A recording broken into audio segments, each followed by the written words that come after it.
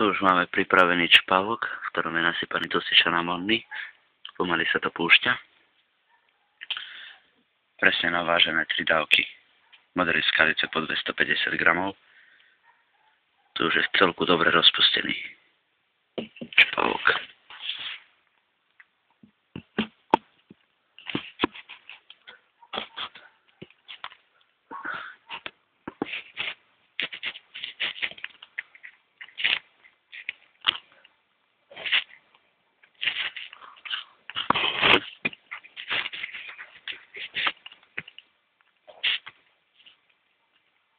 Bod číslo 2.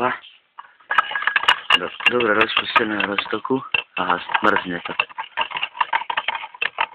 No je to zamrzá. Veľmi exotermická reakcia, až to mrzne. Do dobre rozpusteného roztoku prisypem modrú skalicu.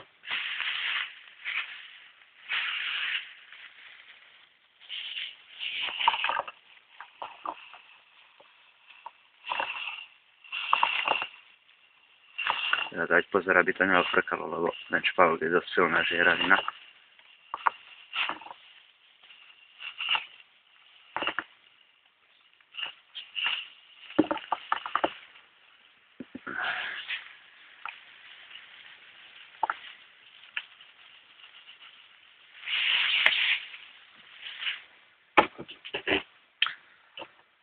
Ako náhle sa prisype skalica, námraz okamžite zmizne, pretože vzniká ďalšia dosť exotermická reakcia, kde vstupne teplota až na 50 stupňov Celzia.